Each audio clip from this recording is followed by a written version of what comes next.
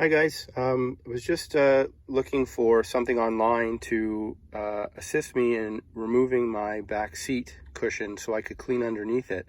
And I couldn't find anything online for the 2012 to 2015 Honda Civic Sedan. There was an 8th generation tutorial, but nothing I could find for the 9th generation. So I thought I would make something quick and easy. So as you can see, I've already removed the seat cushion, but that's just done to make it easier to see the location of the bolts that need removed, as well as the seat cushion clips.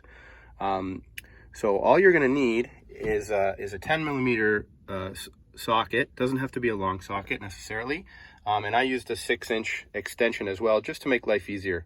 The bolts aren't in super tight, so basic hand ratchet will suffice. But I like my Milwaukee impact driver, so I thought I'd use that. Anyways, as you can see, down here is the location of the only bolt that needs to be removed. That's 10 millimeters, like I said. The 8th generation used a secondary bolt over here, but the 9th generation doesn't use that. So it's just the one bolt over here that needs to come out. And then if you look down here, you'll see that there are some clips that you just squeeze them in and out pops the seat cushion. And there's two of those. One is on the passenger side rear, and then another one over here on the driver's side as well. So those just need a good squeeze and out they come. And it's fairly straightforward. And so if you're looking at anything for the 8th generation, they just basically you give them a good tug and they come out. These ones need a bit of a squeeze and out they come. So if that helps anybody, that's great.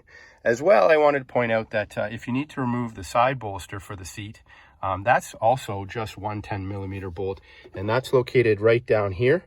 So if you needed to take that out for any reason, changing your seat belts over or anything like that, you also have that as well. It's very straightforward. So there's one on either side. As you can see, I have this one still in place.